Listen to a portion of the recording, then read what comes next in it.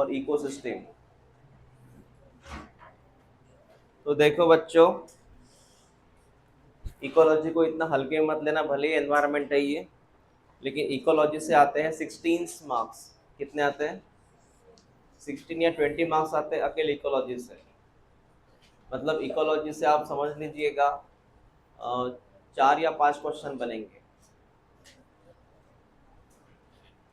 ठीक है। और ये डेटाबेस है, ज़्यादा कुछ लोड इसमें है नहीं, बस जो है एनसीईआरटी में वो पढ़ो। अब जो पहला चैप्टर है ऑर्गेनिज्म पॉपुलेशन, इसकी एक प्रॉब्लम ये है कि इसमें कुछ डेटा पुराने एनसीईआरटी से आता है जो आपके पास है नहीं। तो आप एक काम करना, मैडम 9 बजे आती इधर, तो आप अपनी जो भी बैचेस है आपके, वो बैच पूरा करके इधर आओ नोट्स के लिए। नोट्स में दिया है वो फॉर्मेट, मतलब मॉड्यूल में दिया है वो फॉर्मेट, ठीक है। हाँ, क्योंकि इसका जो इनिशियल पार्ट ना वो पुराने एनसीईआरटी में था, अब वो एनसीईआरटी से डिलीट हुआ, लेकिन सिलेबस से नहीं हुआ जो एनटीए ने डिसाइड किया। तो हमें थोड़ा लिखना पड़ेगा वो, और मॉड्यूल से पढ़ना पड़ेगा। हेडलाइन लिखो, ऑर्गेनिज्म पॉपुलेशन, यहाँ से 2 या 3 क्वेश्चन बनेंगे। ऑर्गेनिज्म पॉपुलेशन, ये चैप्टर आपके बोर्ड में भी है, सीईटी में भी है, और नीट में तो है ही। ऑर्गेनिज्म पॉपुलेशन,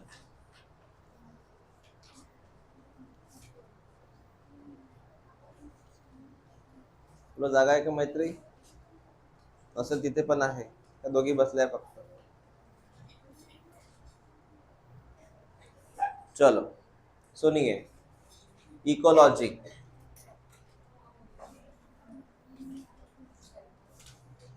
पहला हेडलाइन लिखो इकोलॉजी। इकोलॉजी पहला हेडलाइन लिखो बेटा। यहाँ पे हमें बात करनी है इकोलॉजी। बेटा इको का मतलब है हमारा घर, और लॉजी मतलब है स्टडी। हमारे घर का स्टडी है ये। घर का स्टडी का मतलब जहाँ पे आप रहते हैं उसके आजू बाजू वाला स्टडी। जैसे मैं यहाँ रहता हूँ, मेरे आजू बाजू वाला स्टडी, तो मेरे घर का स्टडी, इसे बोलते हैं इकोलॉजी, ठीक है। इकोलॉजी का मीनिंग लिखो, होम स्टडी। इको माने होम। अब इसका डेफिनेशन लिखो, व्हाट इज इकोलॉजी लिखो। चलो शुरू करो definition. Define the study of the study of the study of interaction, the study of interaction between the study of interaction between biotic and abiotic factors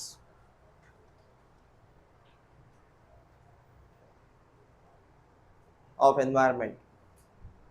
The study of interaction between biotic and abiotic factors of environment.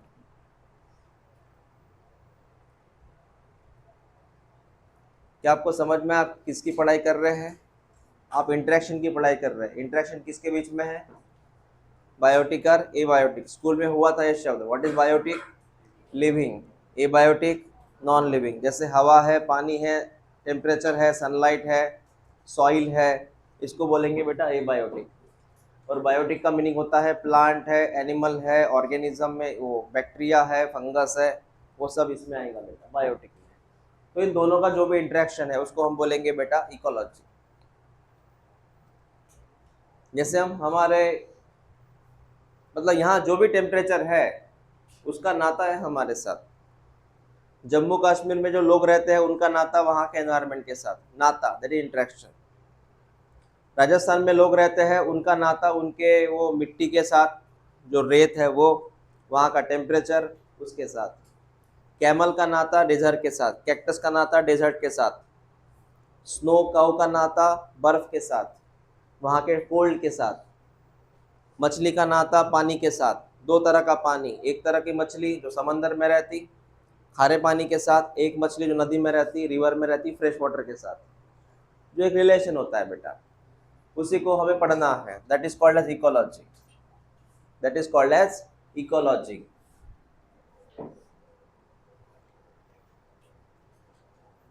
तो सबसे पहले आपने definition लिखा बेटा ecology का, क्या होता है इकोलॉजी, तो ठीक है।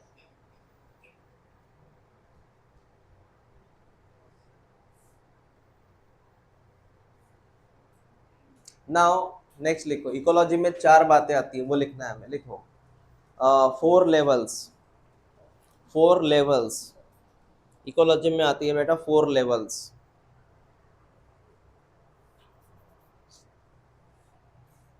ये 4 लेवल कौन सी है सर? चलो ना लिखो 4 लेवल। पहला लिखो ऑर्गेनिज्म, दूसरा पॉपुलेशन, तीसरा कम्युनिटी, चौथा बायोम्स। ऐसे 4 लेवल होती है इसकी, ऑर्गेनिज्म, पॉपुलेशन, कम्युनिटी, बायोम्स।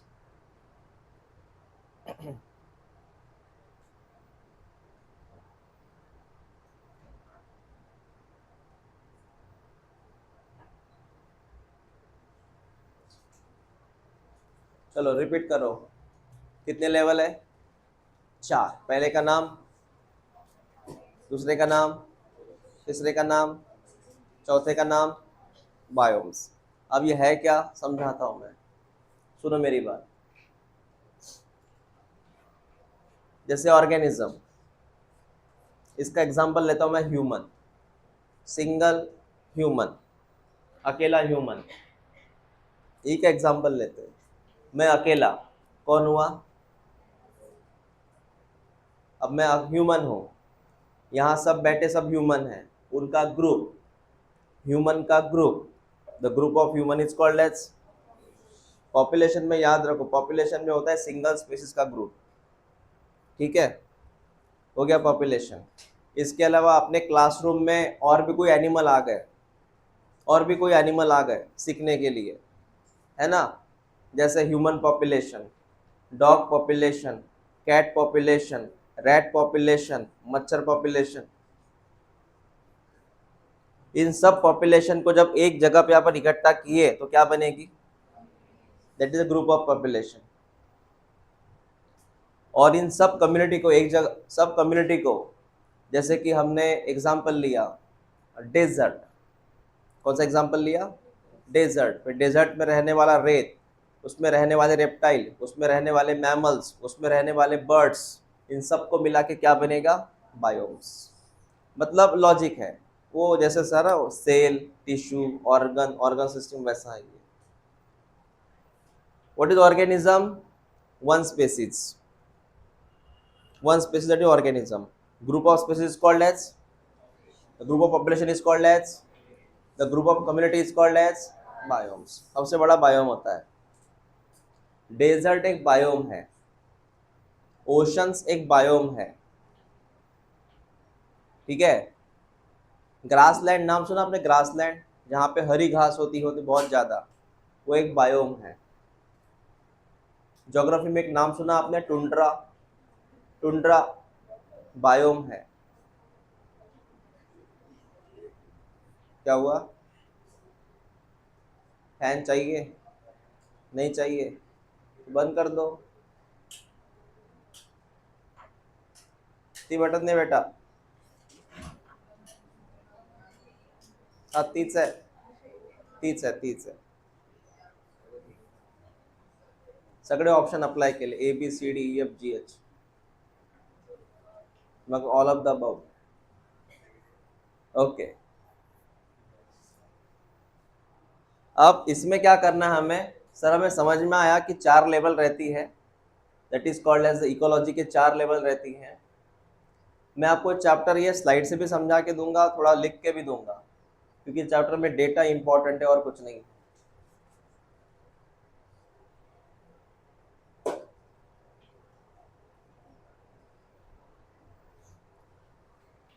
आप एक हेडलाइन लिखिए, फिजियोलॉजिकल इकोलॉजी, लिखो बेटा फिजियोलॉजिकल इकोलॉजी।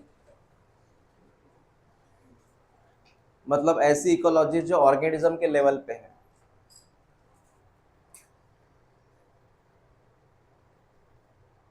और ये डेफिनेशन लिखी है वहाँ पे, फिजियोलॉजिकल इकोलॉजी।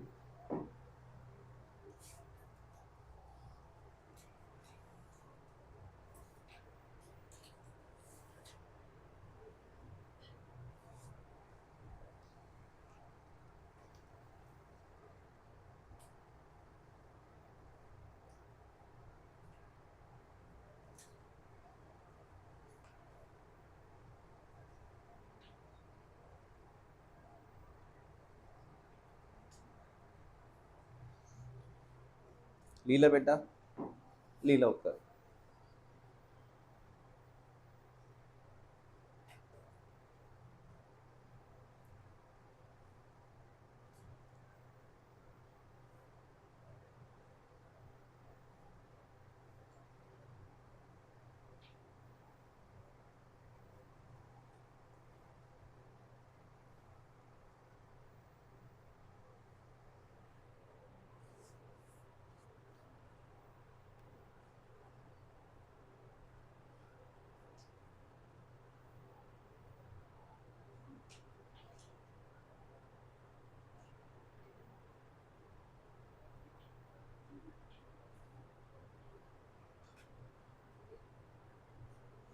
इसमें 3 बातें हाईलाइट करो, एडेप्टेशन, सर्वाइवल, रिप्रोडक्शन।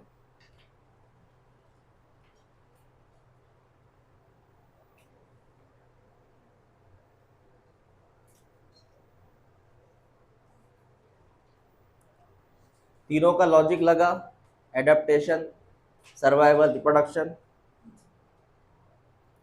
अगर आपने उस माहौल में खुद को एडाप्ट किया तो आप जिंदा बचेंगे, जिंदा बचेंगे तो आपकी आगे वाली प्रोजेनी बनेगी। जैसे कैमल ने उसको खुद को एडप्ट किया डेजर्ट में, एडप्ट किया इसलिए वो जिंदा है, जिंदा है इसलिए उसके बच्चे बन रहे हैं। वो कौन है पहले वाला? पोलर बियर, अंटार्कटिका या आर्टिक में रहेगा वो, उसने खुद को एडप्ट किया। आप दोनों की बॉडी कंपेयर करो, बहुत फर्क है दोनों की बॉडी में। कैमल की बॉडी देखो, उसकी बॉडी देखो, उसके अंदर फिजियोलॉजी अलग है, इसके अंदर फिजियोलॉजी अलग है, दोनों की स्किन अलग है, एक के ऊपर हेयर है, एक के ऊपर नहीं है। ये जो पंछी देख रहे हैं आप, हमिंग बर्ड है वो, उसको गौर से देखो, उसकी बीक देखना, बर्ड्स की साइज देखना, मतलब बड़ा खूबसूरत होता है। हर ऑर्गेनिज्म कैसे बनाया, जहां पे है उस तरह उसको बनाया गया है। पता है कैक्टस पढ़ा है हमने एक्चुअली, कैक्टस मॉर्फोलॉजी नहीं पढ़ा है ना हमने। कैक्टस जो होता है ना एक्चुअली वो स्टेम होता है, उसका स्टेम ही करता है फोटोसिंथेसिस, और कैक्टस के जो लीफ है वो कांटों में कन्वर्ट होते हैं, मतलब थोड़ा मॉडिफाइड प्लांट है ये। तो सर हमें फिजियोलॉजिकल इकोलॉजी समझ में आया कि 3 बातें याद रखो। अगर इस कैमल ने खुद को एडप्ट किया इस जगह पे डेजर्ट में, तो वो सर्वाइव करेगा, सर्वाइव करेगा तो रिप्रोड्यूस करेगा, तो उसकी जनरेशन कंटिन्यू रहेगी बेटा। तो ये हो गया फिजियोलॉजिकल इकोलॉजी। इस स्लाइड में जो भी डेटा है ना वो आईएमपी है, ये बताएंगे हम। उसके पहले एक सीरीज लिखते हैं अपन। सर कौन सी सीरीज?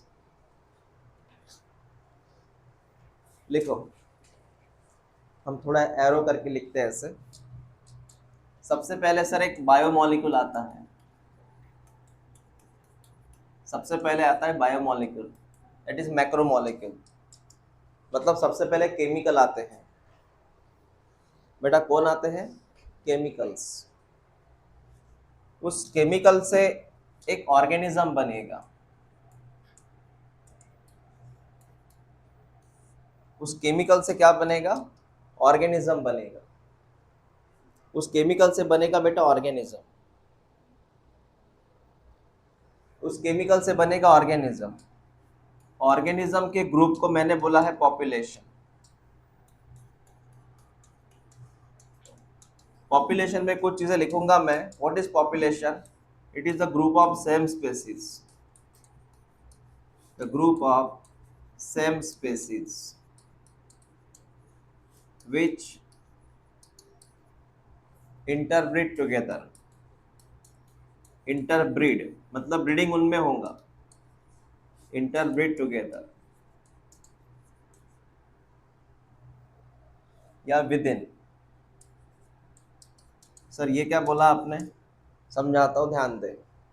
अगर एक ह्यूमन है, वो ह्यूमन ह्यूमन से ही रिप्रोड्यूस करेगा, इसको बोलते हैं इंटरब्रीड। समझ में आया?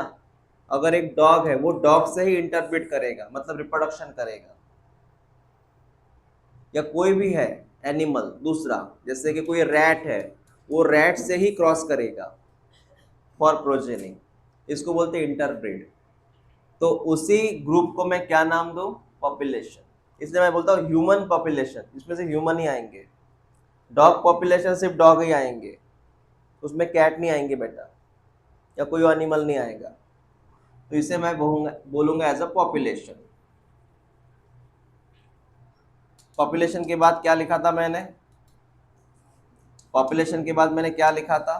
कम्युनिटी, सॉरी कम्युनिटी था ना। कम्युनिटी का मतलब होता है ग्रुप ऑफ डिफरेंट पॉपुलेशन, अलग अलग पॉपुलेशन का समूह, अलग अलग पॉपुलेशन का समूह बेटा।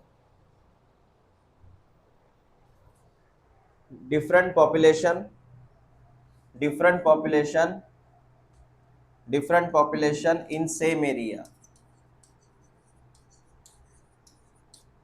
सर एग्जांपल मैंने बोला ना, 1 minute. Different population one area, जैसे अपनी क्लासरूम है, यहाँ ह्यूमन पॉपुलेशन है, इसके अलावा यहाँ और कौन सा पॉपुलेशन आया? डॉग पॉपुलेशन आया, कैट पॉपुलेशन आया, रैट आया, बंदर भी आया, कभी कभी आता है बंदर इधर उधर से। यहाँ बैट भी था कुछ दिन के लिए, भाग गया वो। मच्छर तो है ही। मतलब सर अलग अलग पॉपुलेशन का ग्रुप बन गया सर इधर। तो यहाँ क्या बन गई बेटा? कम्युनिटी। क्या बन गई यहाँ पे? कम्युनिटी। रंगे सर बायोलॉजी क्लास क्या बन गई अभी? कम्युनिटी। बिकॉज एक सिंगल पॉपुलेशन थोड़ी ना है, अलग अलग पॉपुलेशन। हाँ, लिख लो यहाँ तक, कम्युनिटी।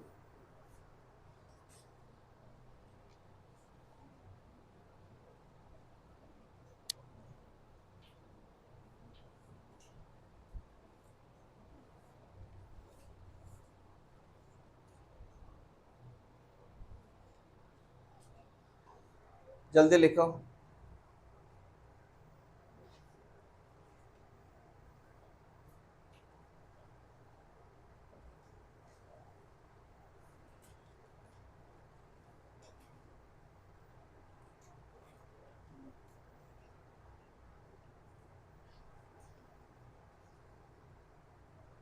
हो गया? नेक्स्ट लिखो, आफ्टर कम्युनिटी लिखो, इसके बाद एरो करके लिखो इकोसिस्टम। आफ्टर कम्युनिटी एरो करके लिखो बेटा इकोसिस्टम, ये आईएमपी है। इकोसिस्टम लिखो, after community there is a ecosystem. नाम सुना सर हमने ये?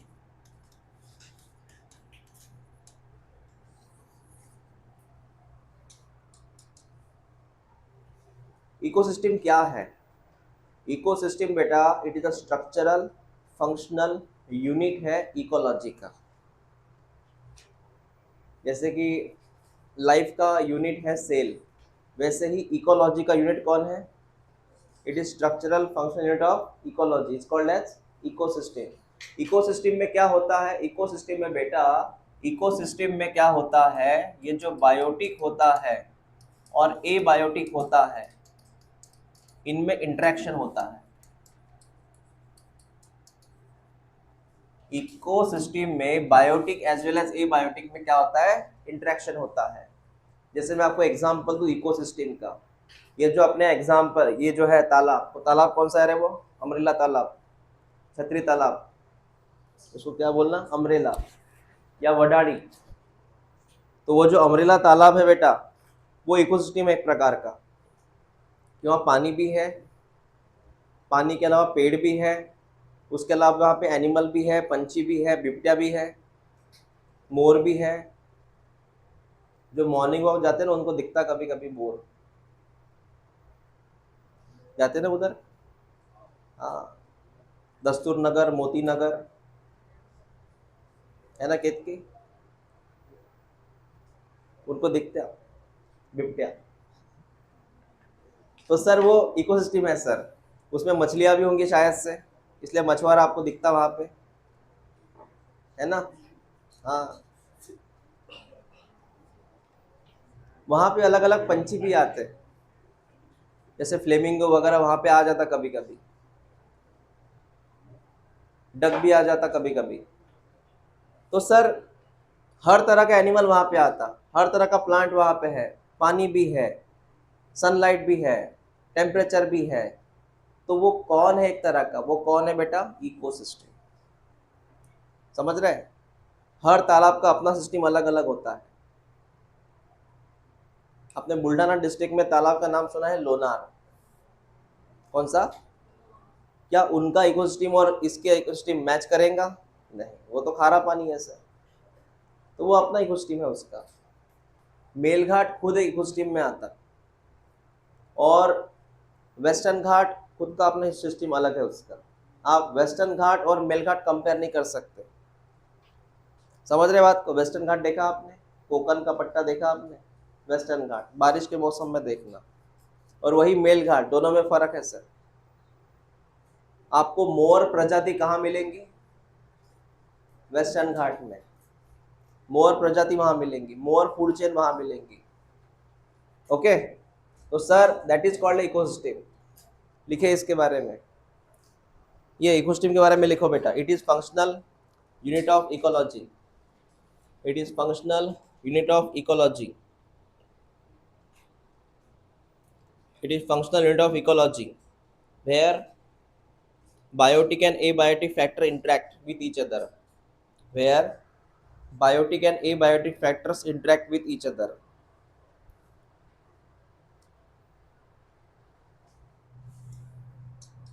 where biotic and abiotic factors interact with each other।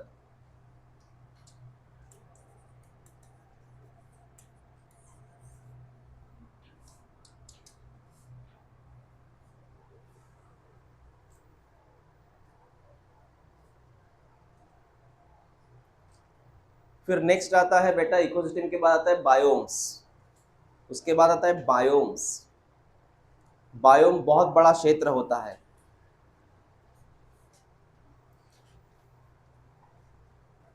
जैसे एग्जांपल सर बायोम का, देख एक बहुत बड़ा एरिया है, एक बहुत बड़ा एरिया है जहाँ पे माउंटेन भी है, जहाँ पे रिवर भी है, जहाँ पे लंबे लंबे पेड़ भी है, मतलब सर वहाँ पे हर चीज़ अवेलेबल है।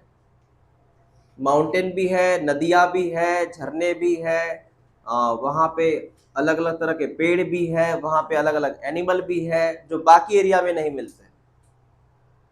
जैसे बर्फीला एरिया है ये, यहाँ जो एनिमल मिलते हैं बाकी जगह नहीं मिलते, है ना। यहाँ के पहाड़ अलग है, नदियाँ अलग है, लेकिन वो एक ही एरिया में है सर। तो इस पूरे एरिया का नाम क्या है बेटा, बायोम्स।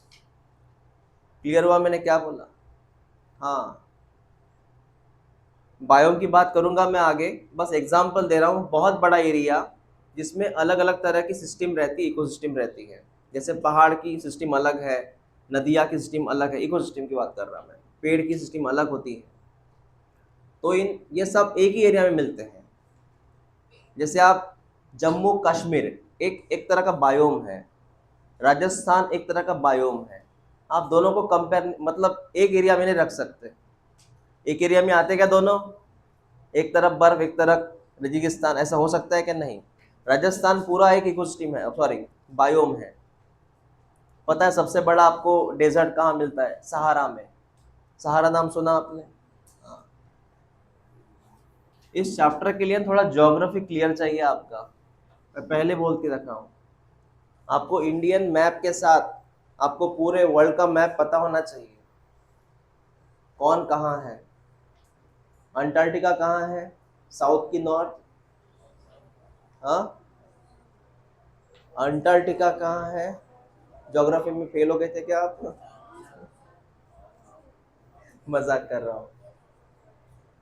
आपका ज्योग्राफी कैसा था, अच्छा था क्या? मुझे पसंद था स्कूल में ज्योग्राफी, बहुत पसंद था।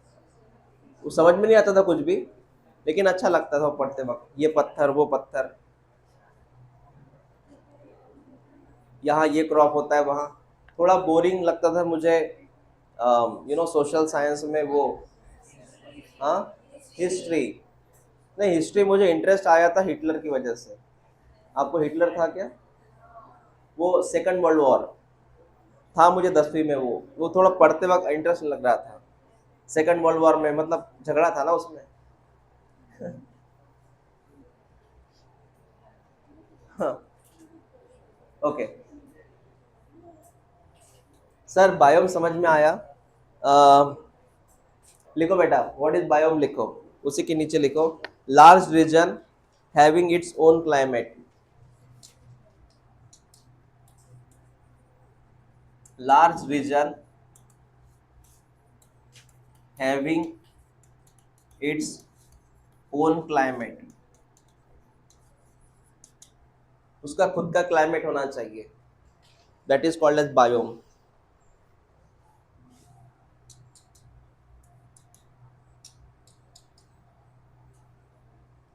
ठीक है। हाँ, खुद का क्लाइमेट होना चाहिए। जैसे एग्जाम्पल है राजस्थान, खुद का क्लाइमेट है सर, उसका खुद का क्लाइमेट है उसका।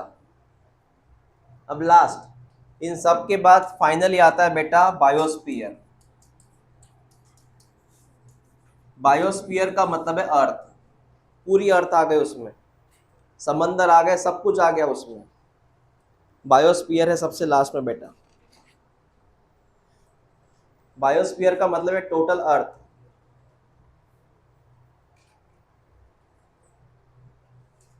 बायोस्फीयर माने टोटल अर्थ। फिर इसमें ऑस्ट्रेलिया भी आया, इसमें अमेरिका भी आया, south America, north America, Russia, Germany, Europe, UK, वो सब उधर का, यूएई, सब आ गया उसमें। समंदर आ गए, पहाड़ आ गए, नदी आ गई, झरने आ गए, सब आ गया। तो सर हम कहाँ थे? हम थे बेटा इस टॉपिक पे। अभी आपने जो लिखा है वो सीरीज लिखी है, आपने कहाँ से शुरू किया? मॉलिक्यूल से। मॉलिक्यूल से क्या बनता है? ऑर्गेनिज्म। ऑर्गेनिज्म के ग्रुप का नाम क्या है? पॉपुलेशन। पॉपुलेशन की सम करो तो क्या बनेगा? कम्युनिटी।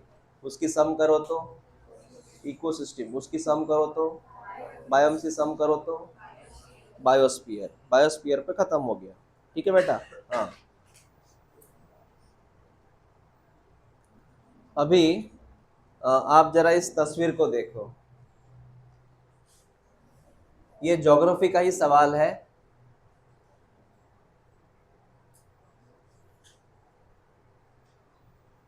एक बार इसको आप पढ़ लो और इस अर्थ की रोटेशन को देखो, आप खुद समझ में आएगी कि टेम्परेचर क्यों अलग अलग है। एक बार पढ़ लो उससे।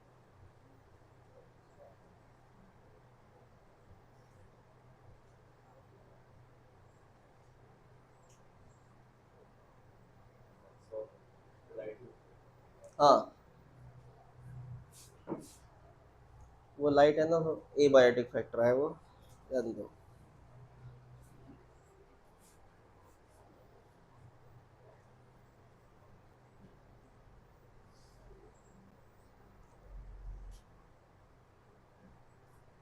अभी अपने यहाँ पे धूप है, तो अमेरिका में अभी क्या है? छाव है। बेटा अंधेरा होगा ना उधर, फिर छाव है।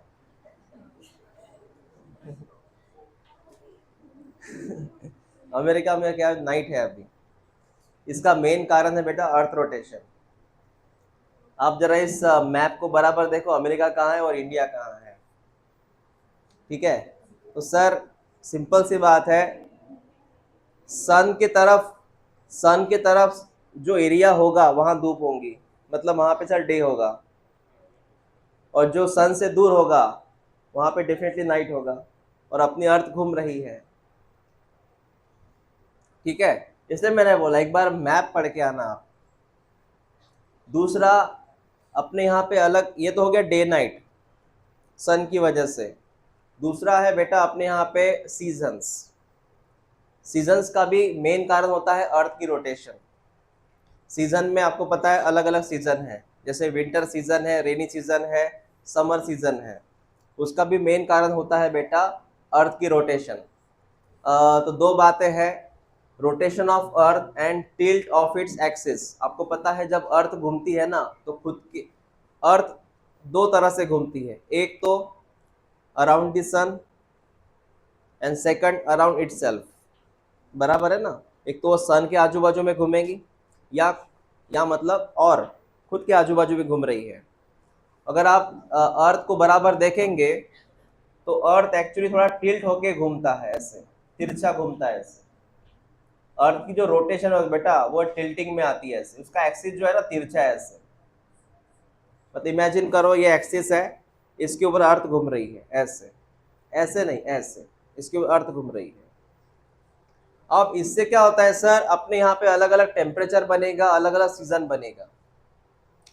तो अलग अलग टेम्परेचर अलग अलग सीजन से वहां पे सर अलग अलग बायोम्स बनेंगे। बायोम का मतलब है डेजर्ट बनेगा, रेन फॉरेस्ट बनेगा, टुंड्रा बनेगा।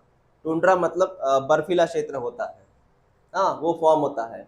Are form due to this variation and precipitations. अब मेरी बात सुनो, जैसे कि सर ये जो बताइए आप डेजर्ट बना, इसका मेन कारण टेम्परेचर है।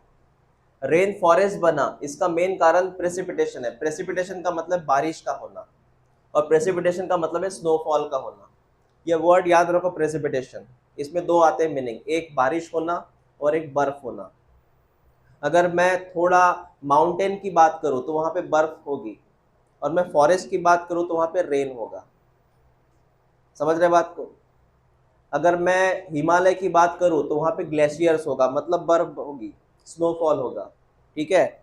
और अगर मैं अपने यहाँ मेलघाट की बात करूं, चेरापूंजी की बात करूं, अरुणाचल प्रदेश की बात करूं, आसाम की बात करूं तो वहां पे रेन होगा। आपको वो उधर का एरिया पता है, नॉर्थ ईस्ट वाला, क्या ऊपर कौन है उधर? वहाँ बारिश बहुत होती है, घना जंगल है उधर। चाहे वो आप थोड़ा दार्जिलिंग की बात करो, आसाम की बात करो, वेस्ट बंगाल की बात करो, अरुणाचल प्रदेश की बात करो, और क्या आता है, आसाम टी भी आता है उधर, है ना। तो वहाँ सर रेन फॉरेस्ट है। अमेजोन कौन है? अमेजोन रेन फॉरेस्ट है सर, वहाँ बर्फ नहीं होती सर, वहाँ बारिश होती है ना। हाँ, अपने यहाँ पे जो हाई माउंटेन होता है, हाई अल्टीट्यूड, तो वहाँ पे स्नोफॉल होता है। इसके अलावा स्नोफॉल होता है उस एरिया में जो अर्थ के एकदम पोल के नज़दीक है। अर्थ का पोल पता है आपको, नॉर्थ पोल, साउथ पोल। पोल के पास कौन सा प्रदेश है? पोल के पास आता है कौन सा आता है पोल के पास? पोल के पास आता है सर रशिया। कौन आता है? तो रशिया में बहुत बर्फबारी होती है। पोल के पास आता है यूरोप,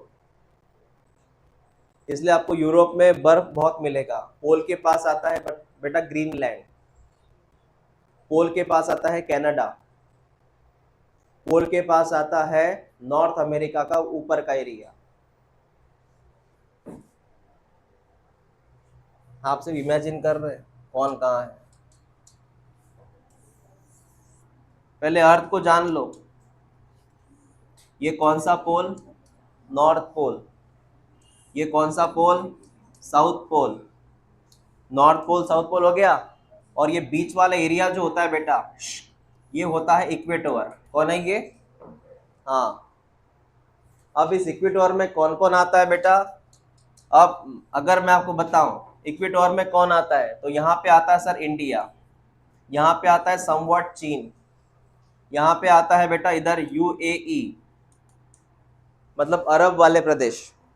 यहाँ पे आता है सर साउथ अफ्रीका, यहाँ पे आता है south America, south Africa, south America, है ना। यहाँ पे थोड़ा बहुत हल्का सा आता है ऑस्ट्रेलिया।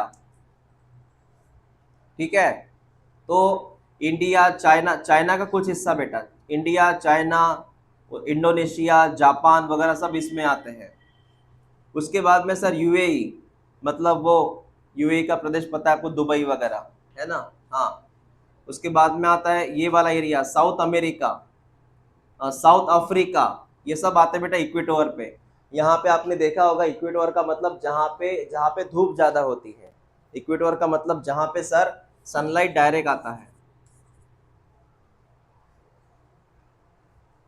और सबसे केंद्र में है विदर्भ, उसमें भी अकोला। कौन? Akola, Nagpur, Chandrapur, high high temperature पे आते हैं, क्योंकि सर यहाँ है हम इंडिया में।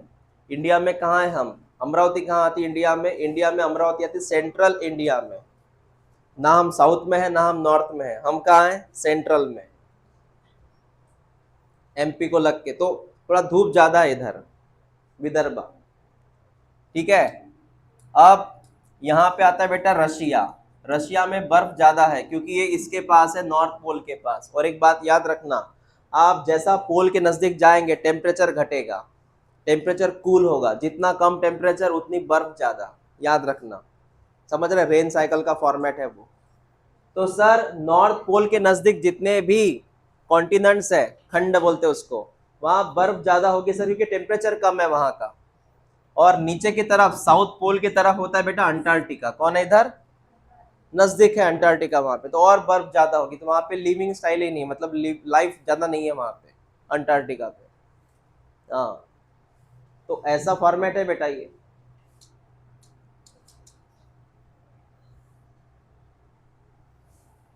यूरोप कहाँ पे आता सर? यूरोप इसी क्षेत्र में आता है बेटा, यहाँ पर थोड़ा इधर।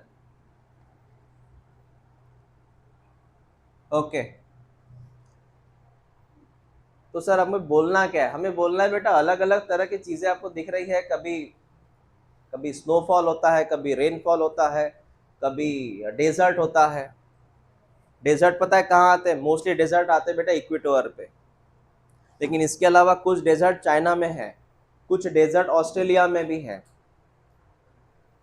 और कुछ डेजर्ट यूएई में ज़्यादा है, और कुछ डेजर्ट अपने यहाँ पे है, पाकिस्तान, गुजरात और राजस्थान। पता है ना, बाउंड्री है पाकिस्तान, गुजरात, राजस्थान। आपने एक नाम सुना है कच्छ? किसका हिस्सा है वो? राजस्थान की गुजरात का? हाँ, गुजरात का। कौन गया था आप में से राजस्थान? कोई तो गया होगा। आप गए थे? तो है रेगिस्तान कि बर्फ है वहाँ? रेगिस्तान है। तिकडे गेले होते का तू? जयपुर, अलग अलग नाम है, कोई भूल भी गया कुछ तो, किसी को मुझे कोटा पता है उधर का।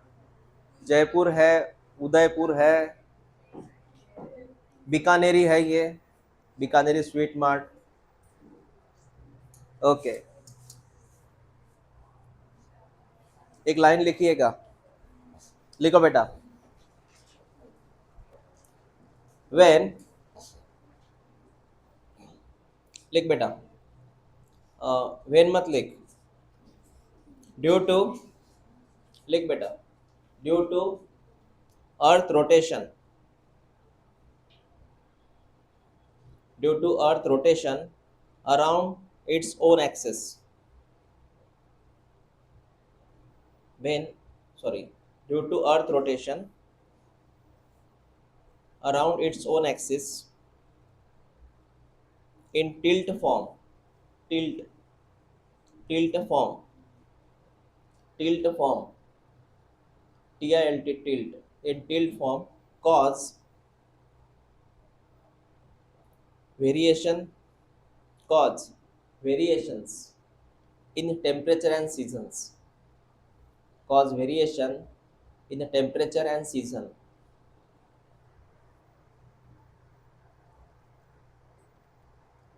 ये लाइन अंडरलाइन करो इसको, टेम्परेचर एंड सीजन। मतलब अर्थ के घूमने से दो बातें होती है, अर्थ के घूमने से दो बातें होती है, टेम्परेचर और सीजन आता है सर, टेम्परेचर और सीजन आता है सर। रिपीट में करता हूँ, अर्थ के घूमने से दो बातें होती है। कौन सी दो बातें? टेम्परेचर और सीजन। नेक्स्ट लिखो, due to temperature and season variation. 1 minute, 1 minute,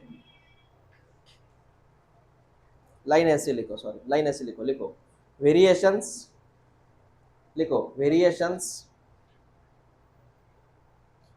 in temperature,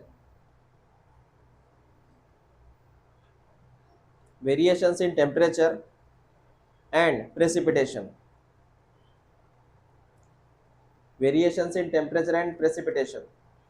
precipitation पता है ना आपको? प्रेसिपिटेशन का मीनिंग क्या बोला था मैंने? What is precipitation? बारिश और स्नोफॉल, इसको बोलते हैं प्रेसिपिटेशन। तो variation in temperature and precipitation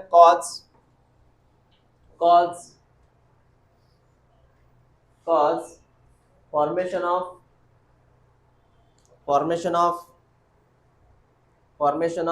different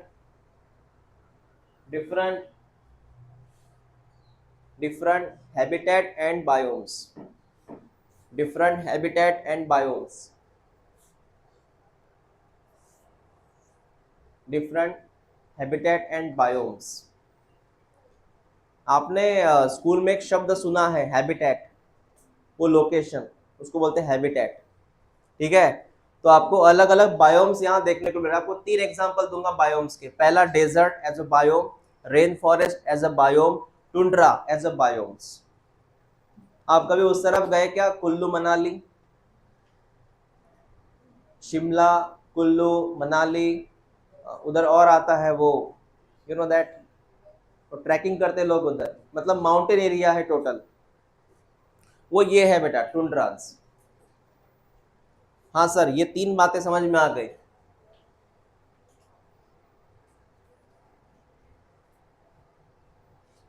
ये डायग्राम मैं आपको कल पढ़ाऊंगा।